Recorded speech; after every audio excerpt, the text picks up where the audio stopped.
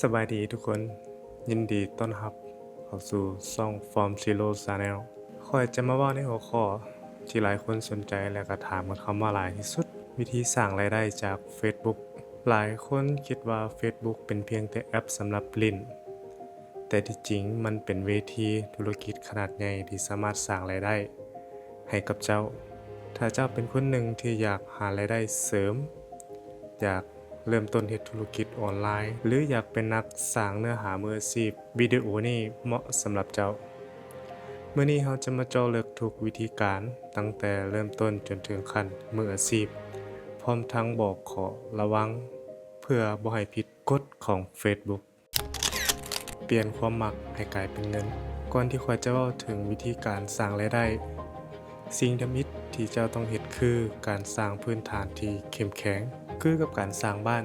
เจ้าต้องมีเสาหลักที่มั่นคงก่อนเลือกหัวข้อที่ท่านมักและถนัดอย่าเลือกหัวข้อเพียงแต่ย้อนว่ามันเป็นกระแสถ้าเจ้าบ่มักอีหลีเจ้าจะเฮ็ดได้บ่ดลให้ถามตัวเจ้าเองว่าข้อยมักเฮ็ดหยังข้อยมีความรู้เรื่องหยังเป็นพิเศษมีหยังที่ข้อยสามารถสร้างเนื้อหาได้อย่างต่อเนื่องโดยที่บ่รู้สึกเบื่อถ้าเจ้ามักแต่งหน้าเจ้าเลือกสอนแต่งหน้าแบบธรรมชาติ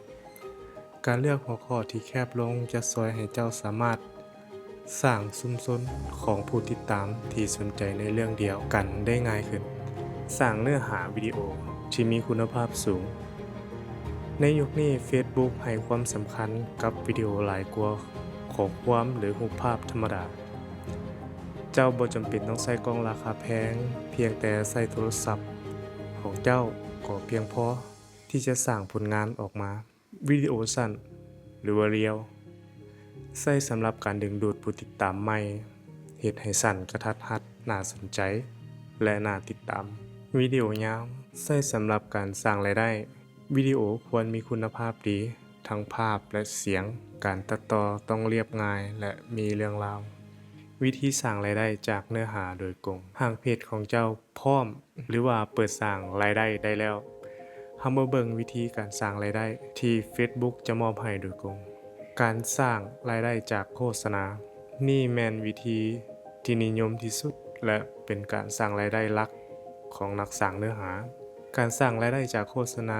แม่นการที่ Facebook จะนำเอาโฆษณาสั้นๆมาใส่ในวิดีโอของเจ้า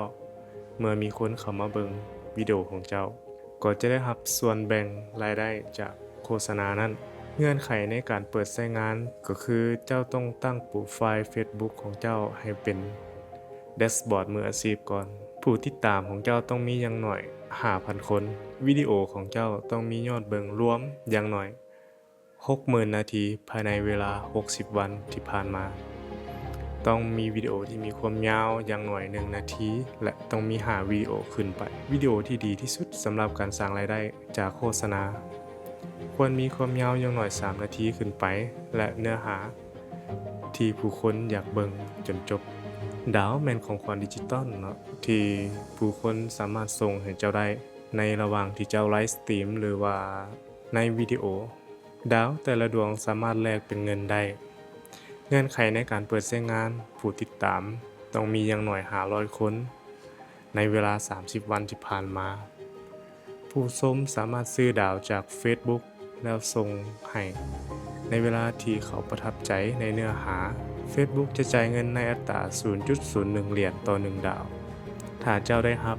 1,000 ดาวเจ้าก็จะได้เงินประมาณ10เหรียญการสมัครสมาชิกวิธีการนี้ช่วยให้เจ้าสร้างรายได้ที่มั่นคงโดยการให้ผู้ติดตามจ่ายค่าสมาชิกรายเดือนเพื่อสนับสนุนช่องของเจ้าในทางกลับกันเจ้าก็ต้องสนองสิทธิพิเศษให้กับเขาเงื่อนไขในการเปิดใช้งานผู้ติดตามต้องมีอย่างน้อย 10,000 คนต้องมีผู้ชมกลับมาเบิ่งวิดีโออย่างน้อย250คนสิทธิพิเศษสำหรับผู้สมัครการเข้าถึงเนื้อหาแบบพิเศษป้ายแสดงเฉพาะสำหรับผู้สมัครกลุ่มส่วนตัว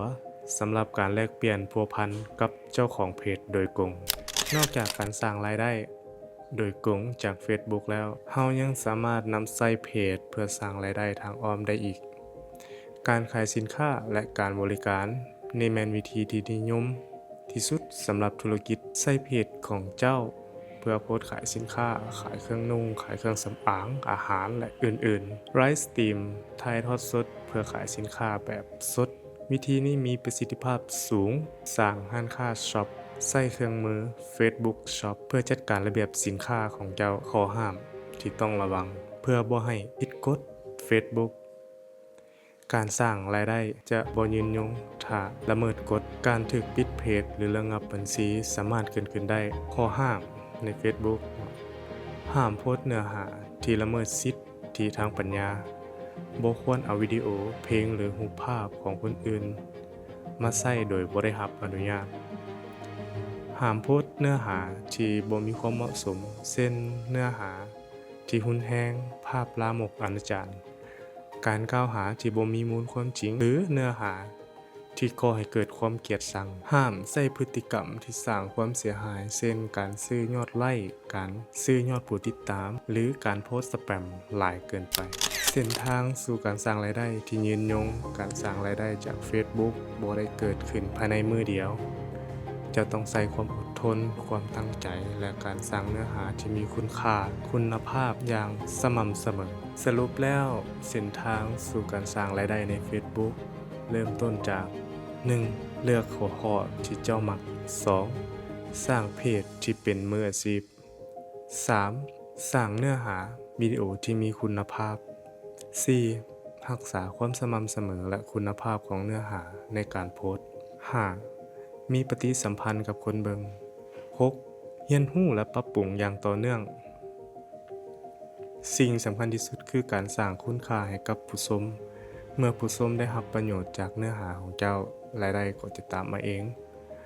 หวังว่าวิดีโอนี้จะเป็นวิดีโอสำหรับทุกคนที่อยากเริ่มต้นหวังอย่างยิ่งว่าเจ้าจะกดไลค์กดแชร์และกด Subscribe เพื่อบ่ให้พลาดวิดีโอดีๆในครั้งต่อไป